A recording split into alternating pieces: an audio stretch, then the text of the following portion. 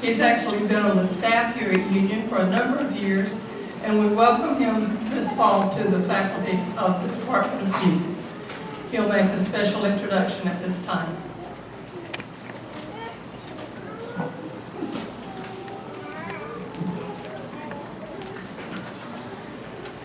The next piece on the program is an arrangement by Dan Musselman.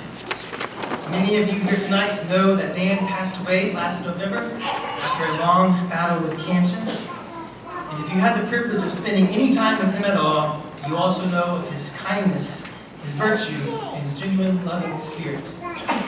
Dan served as a professor of music at Union for several years. He taught students how to think about music and how to write it.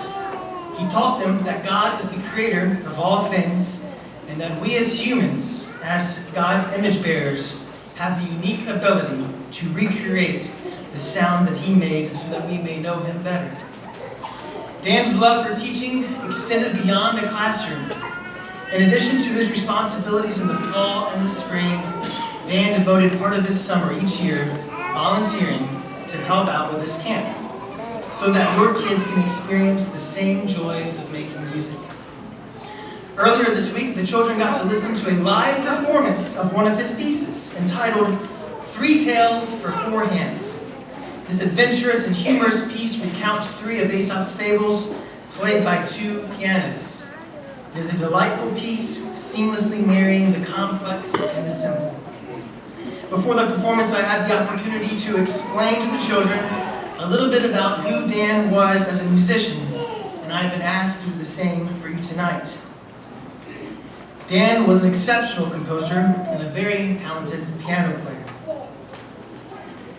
It will probably be no surprise to you that he took piano lessons as a kid, but what might come as a shock is the fact that after only a few years of lessons, he quit piano.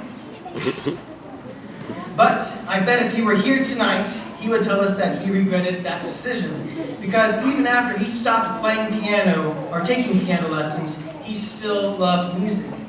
He loved listening to it. He would save up his money for recordings because he wanted to know more about it. How did the composer achieve that sound in the horns, he would ask?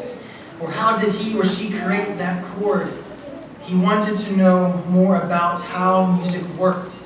And this ultimately led him to take piano lessons again and to study composition. He spent years working on his craft, training under top-notch composers at Westminster Choir College and the University of Kansas.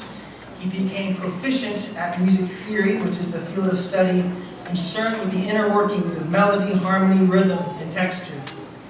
He made a habit of studying musical scores. When he listened to a piece of music, he would have the sheet music in front of him, soaking up every note and rhythm. He knew that to become a great composer, you have to work at it. Some of you may think that when composers write music, it just naturally spills out. But that is not the case. As Dan always instilled in the minds of his students, the ability to create quality, excellence in music is the product of many years of study and the careful sharpening of skills. To be able to write or arrange music that can make the listener think of ducks talking or bears dancing, as the kids experienced on Wednesday, is no easy task. Or, in the case of tonight's piece, to help you feel the weight of what it means to cry out to God, prone to wander, Lord, I feel it, prone to leave the God I love, takes an astonishing amount of talent and discipline.